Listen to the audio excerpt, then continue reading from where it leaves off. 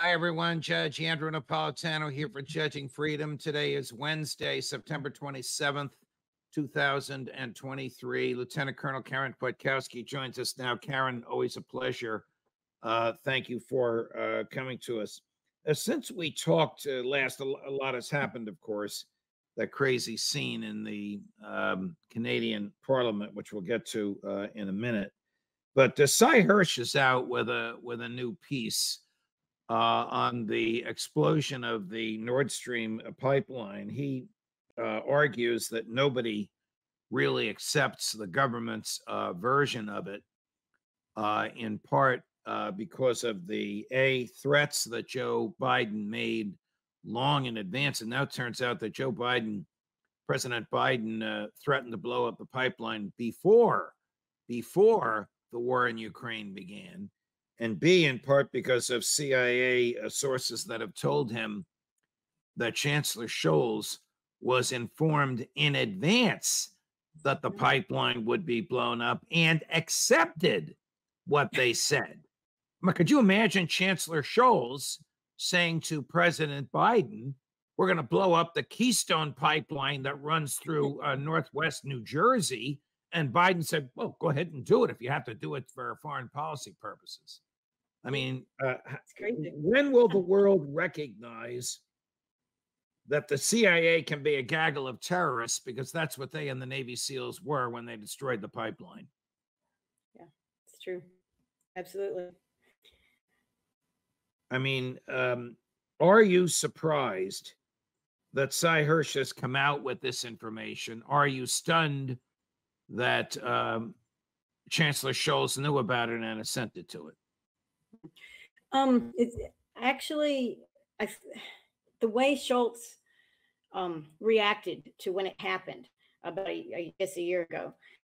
He was not overly upset like you would expect a national leader to be if their main source of clean energy really had just been evaporated, and all that work, investment, and German contracts and relations with Russia. It's as if he knew and had consented to it. His behavior is consistent with what Seymour Hersh is saying now. So I think the suspicion was there that he must have known and he must have consented to it, or I thought they bought him off in some way, but I don't know, what we'll find out. But certainly the idea that this had to be done, and this is what Hersh writes about, that the destruction of of those pipelines needed to be done to keep Germany from wavering as we continued on.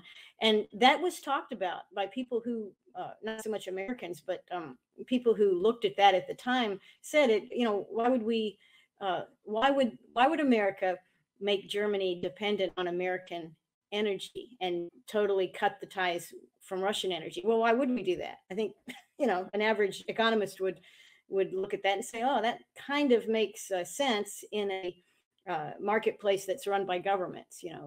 This is almost like, ancient warfare, really. You have to buy your stuff from us, and we're going to make sure that you do. It did look like that. And I think what Seymour has come up with, but what it also tells me is that his contacts, and of course he has so many good sources, but these people are upset, angry, betrayed, and they're talking to him. And I think we're going to hear more. And some of the people that are upset, angry, and betrayed are CIA officials who are aware of this and obviously didn't approve of it. But Seymour Hersh quotes President Biden as saying on February 7th, 2022, 7 days, 1 week before the invasion in Ukraine began, if tanks roll into Ukraine, the pipeline will go. I don't think that's new. It's now fits into the puzzle that the government's deniability is vapid and simply not believable, that the plan was set in place long before the explosion occurred, that all they had to do was put the last piece of the puzzle in, which didn't even involve humans going down there. Sy talks about the great lengths through which they went to sneak American operatives into Norway. And still the government would have us believe that this pipeline was destroyed by a couple of people in a sailboat. That's right. That's right. Yeah, The really observation that you made, that this was not done to hurt Russia, to prevent Russia from selling natural gas to Germany and Germany reselling it to other countries in Northern Europe, but to keep Germany in line. This is more totalitarian than any foreign policy I know of, short of war. Yeah, it really is. I mean, it's funny. We talk about China and China's totalitarian government and their policies as being so awful, and yet we model them. We have been modeling them for some time in the way we treat other countries. We are very imperial. I mean, I hate to use that word. It's been overused, but we are an imperial nation, and we behave really as the worst of the worst historically have done. And this is a prime example of that. When will we learn? When will we learn that the American lust for empire achieved not by democratic example, but by force from the end of weapons, will not succeed and will have the opposite effect by undermining us? Yeah, well, I think that lesson's going to get taught to us pretty soon. This is something we actually didn't talk about, but just in this past week, or very recent news, a major ship transport company, Maersk, who had many defense contracts with the Navy and the Army to move equipment, weapons, and whatever, particularly in the Pacific, has spun off a small portion of the company to do the business under the Jones Act and whatnot, to do the business with the U.S. military. And the rest of their resources, they are focusing entirely on the rest of the world. That's the Pacific world, the BRICS world, South America, Africa, wherever you can think. They're not supporting us. And so, we have an inability to produce or to outproduce the Russian military. We cannot outproduce the Chinese military in terms of our weapons production. Our technology cannot match theirs in terms of hypersonics or any other advanced technology. I mean, a story of what happened to our F-35 not long ago in South Carolina. I mean, this is putting a face to the reputation of what modern military technology has done to us. It is not making us stronger, better, faster. We can't, if we can't logistically go other places, and we can't even, and if we could go with these ships, and we don't have the stuff to put on the ships to fight a war, to bring a war to other places like China, like Russia, anywhere else, we are not a force to be reckoned with. And it doesn't matter what you tell the American people, oh, rah, rah, we're great, we can do it. In reality, the folks that are our near-peer competitors or anybody else on this planet, they have access to the same information that you and I do, and they are drawing these conclusions. So our empire is near. Karen, you're underlining and strengthening the argument that the Russian military and the Chinese military is stronger, better, faster than ours. And yet we spend more money in the Defense Department than the next 12 countries combined, which includes Russia and China. What the hell are we wasting the money on it? How can they possibly be stronger, faster, or better? Doesn't the American public understand this? Doesn't the Congress know about this? Or Congress just wants to get reelected? And if there are people in their congressional districts who are employed by the military, industrial, congressional, banking, deep state complex, whatever you want to call it today, they're going to vote in favor of this stuff. Yeah, well, that's right. And this is exactly what Eisenhower was talking about. He said that the technical sector, the military industrial complex, and I think he used those words. He also included Congress in it, I think, in previous drafts of his final speech, his farewell speech. And he warned that these sectors of society, linked as they were politically, linked as they were to national spending, would set the agenda. They would set the stage. They would make the priorities, and they would not represent the people or the interests of the people. They couldn't, but they would represent their own interests, and it would grow and grow, and it would be very difficult to either take back power from them or even to change the direction that they're evolving into. And the way we make weapons, and historically we've made some great weapons, and we have been leaders in technology. There's no doubt about that. But what it has evolved into today is not good. It is kind of maturing in a way that is kind of like Biden is. I mean, Biden, you could say, well, he's an old man, he knows a lot, sure, but he also can't walk and he can't remember where he's at or what he's saying. That's kind of how our defense industries are in their relation with government, Congress. They are in decline, performance decline, cognitive decline, and it's because the system doesn't produce, it doesn't reward the right kinds of things, and it can't be changed from within. It's not like you can say, well, if I could just get a different contractor, I could make a better weapon. You have all the contractors are the same contractors for all intents and purposes. And that's how it's evolved. Gary, I think we have this. Here's President Biden in February of 22 threatening to destroy the Nord Stream pipeline. Do we have that clip, Gary? We don't. Okay, I thought we did. In any case, it's at a presser with Chancellor Scholz. If Russia invades, that means tanks or troops crossing the border of Ukraine again. Then there will be no longer a Nord Stream 2. We will bring an end to it. How will you do that exactly, since the project and control of the project is within Germany's control? We will. I promise you, we'll be able to do it. Obviously, it was planned, orchestrated, and begun by then, and they were just waiting for the appropriate time to pull the trigger. Who would believe the government denials after a statement like that from the White House? Seymour Hersh reports that the White House said we want everything to go until you get a command from us, and then you pull the trigger, and that's apparently what happened. So I don't know who would believe the denials. Over the weekend, the president said that what would happen to aid to Ukraine, when asked what would happen to aid to Ukraine if the government shuts down next weekend. An intrepid band of anti-war Republicans in the House are preventing the Congress from enacting a budget because it includes aid to Ukraine. They have other objections to the budget as well, with which I fully agree. The president apparently said, we will continue to pay Ukrainian salaries.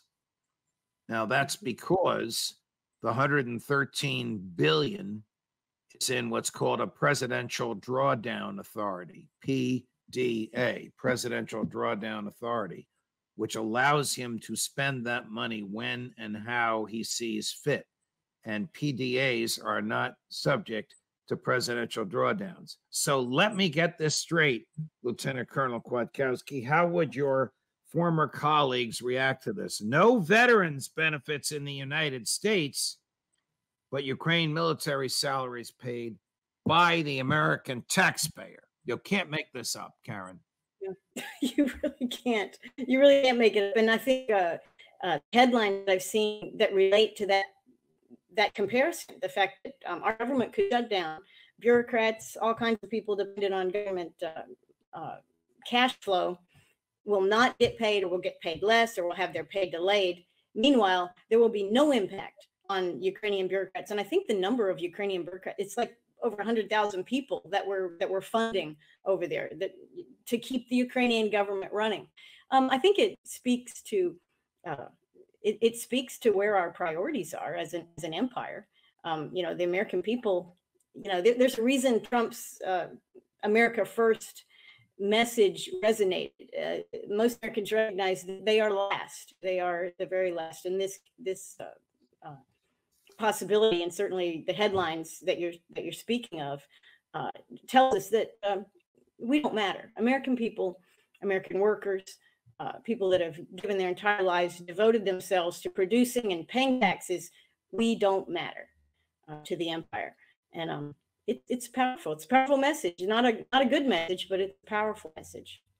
Yesterday at the, I think it was yesterday, at the State Department, a formal portrait of former First Lady, former Secretary of State Hillary Clinton was unveiled. We're going to run a clip of her comments. The clip says she's at the White House, but apparently she wasn't.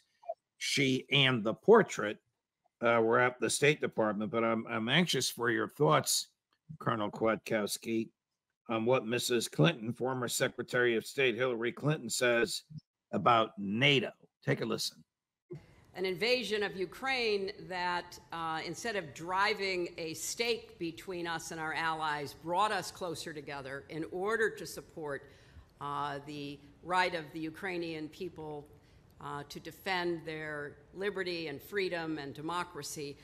People might have doubted that because we had burned so many bridges with our allies and our friends. So reinstating a foreign policy that plays to the best of American values, that puts our interests and security front and center, but does it in a way that actually brings people to us, not pushes them away, would have been thought to be extremely difficult. And indeed, it was. In looking across the globe, defending democracy in Ukraine, expanding NATO, just as an aside, too bad, Vladimir. People are not forced to join NATO. People choose and want to join NATO. Russia wanted to join NATO, and of course, NATO said no. So to her, the best of American values is $100 billion in cash that slaughters a generation of young Russians and a generation of young Ukrainians. As Senator Romney and Senator Blumenthal said, this is despicable what they said.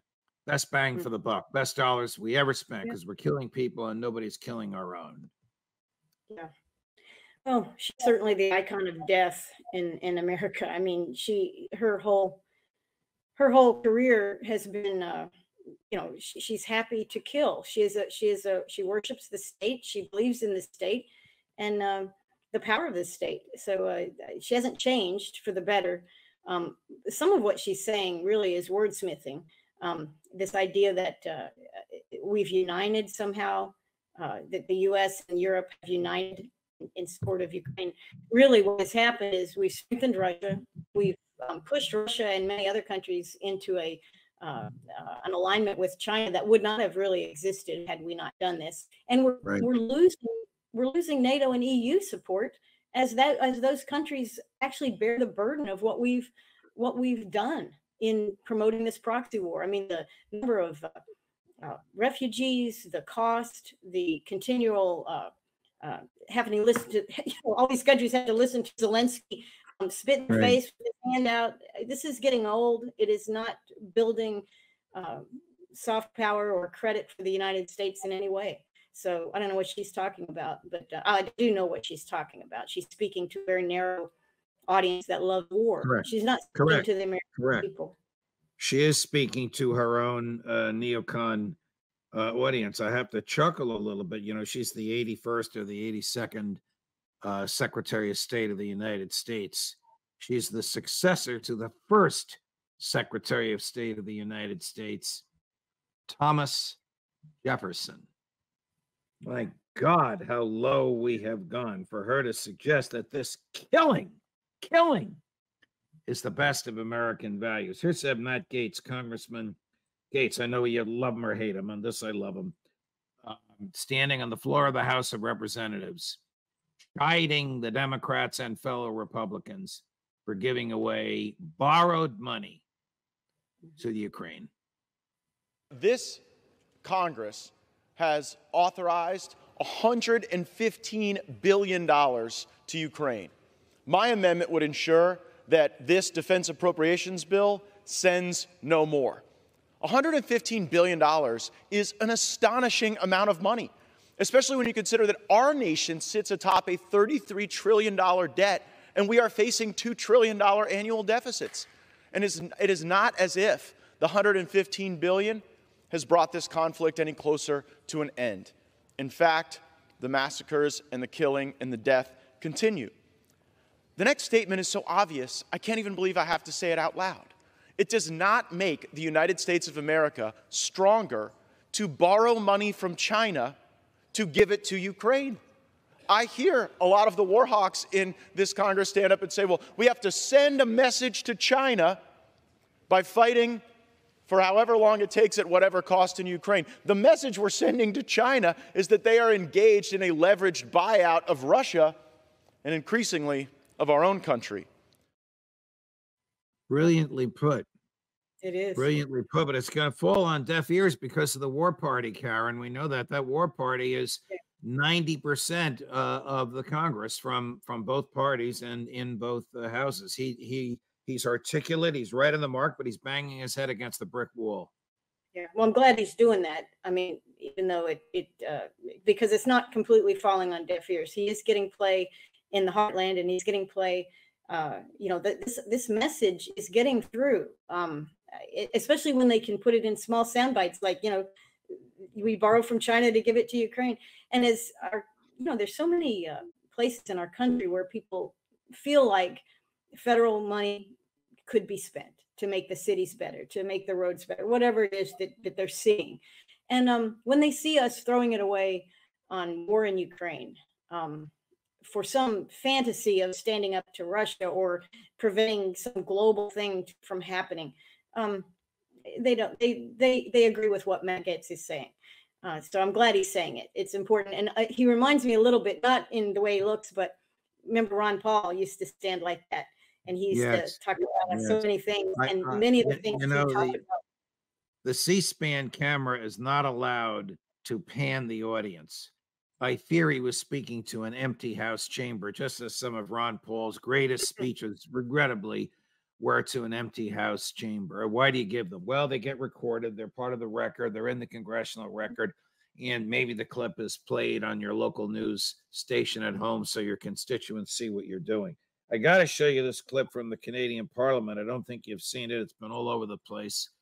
It's absurd and it's deeply troubling. We're going to play both clips back to back. The first is the Canadian Parliament. It's being narrated by a reporter, so it's from a Canadian television station, reporting that President Zelensky, and you can see him at the very beginning at the clip, all the way over to the left, was interrupted many times by the Canadian parliamentarians. He went there after he left D.C. last week. And then the camera spans to the galleries, where they give a standing ovation to a 98-year-old former SS stormtrooper. And then right after that, it happened a few hours later, we'll play, excuse me, President or Prime Minister Trudeau critical of the decision to do this. And you can guess who he blames it on. I'll hold that. A lot of people have seen this, but I'll hold that who he blames it on until after you hear the words that come out of his mouth. Knowing you've guessed already. Both clips in a row, Gary. His speech received at least a dozen standing ovations. There was also one for this man, a 98-year-old Ukrainian Canadian who fought for Ukrainian independence against the Russians during the Second World War. Obviously, it's extremely upsetting that this happened. The speaker has acknowledged his mistake and has apologized. But this is something that is deeply embarrassing to the Parliament of Canada and, by extension, to all Canadians. I think particularly of Jewish MPs and all members of the Jewish community across the country who are commemorating Yom Kippur today. I think it's going to be really important that all of us push back against Russian propaganda, Russian disinformation, and continue our steadfast and unequivocal support for Ukraine. As one of our commenters wrote, "Hey, dude, Putin didn't invite this creep to the Canadian Parliament. You did." What is not shown in the first clip, Karen, is that standing next to the Speaker of the Canadian Parliament and right behind President Zelensky was Justin Trudeau. He was right there. Knew what was happening. The guy had to clear security to get in the balcony.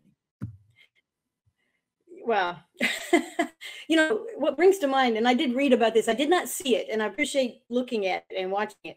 But, you know, Trudeau and many people, reporters, They don't know what happened in World War II.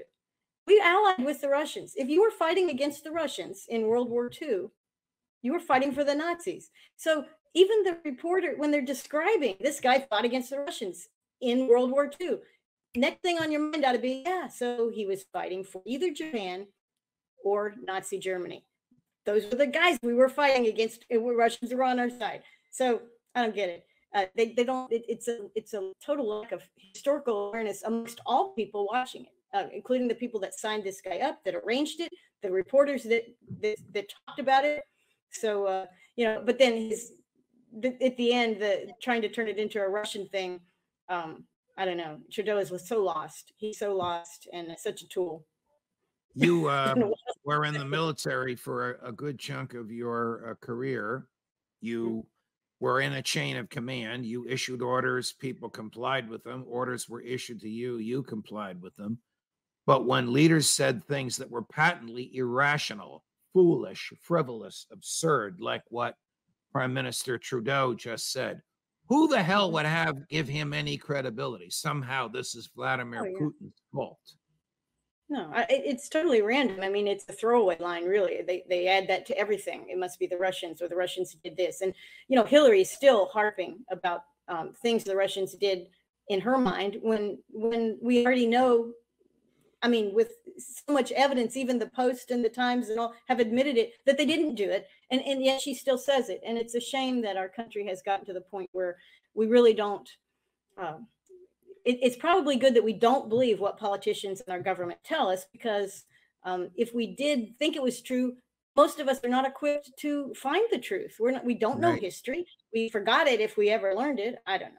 It's a problem. I see from a number of commenters, they're upset that we ran the Hillary clip. Look, I feel the same way that you guys do about her. I just wanted you to know what she's up to, and that she's out there, and she still has her coterie of followers in the State Department. Everybody in that audience, the camera didn't show the audience. It was huge. Everybody in that audience works let me tell you, for Tony Blinken. They do. And Hillary has been popping up frequently. I have an article coming out on Lou Rockwell probably this week. And I have a theory, which I'm not going to share here, but it relates to Hillary Clinton. And I would say my comment in looking at that, not listening to her words because she's talking nonsense, but she has campaign hair. Just telling you. Wow. Well, the buzz is that old Joe is going to say that his age has caught up with him, and it's time for him to go back to Rehoboth Beach, Delaware, and then there'll be a free for all. I mean, Fox News is doing a debate between Gavin Newsom and Ron DeSantis. The governor of New Jersey's been throwing barbs at Gavin Newsom. But he's as far left as Gavin Newsom is. New Jersey is as woke as California is, except that Phil Murphy's rich enough to finance the campaign on his own. I don't know where this is going to go. Well, Karen, it's a pleasure, Mike. Go ahead, please. No, I mean, I can see a Clinton Christie alignment very easily in my mind. Forget about the parties. They are aligned, and you would have a neocon party. And we kind of have one with the Unipart. You're talking about Hillary Clinton and Chris Christie? I'm just putting it out there. That's not what I'm writing about. But all right, Karen, I love you, but do you know something the rest of us don't? I'm saying they're neocons, and how do you get the vote you need? You have to get the war party. Chris Christie and I have been friends for 30 years. We disagree on so many things. We're still friends. I'm loyal to my friends. I obviously don't support him for president, but he is a neocon. He does want to use Ukraine, like Hillary, as a battering ram to drive Vladimir Putin from office. It ain't going to happen. Karen, thank you very much, my dear friend. It's always a pleasure. Thank you so much for joining us.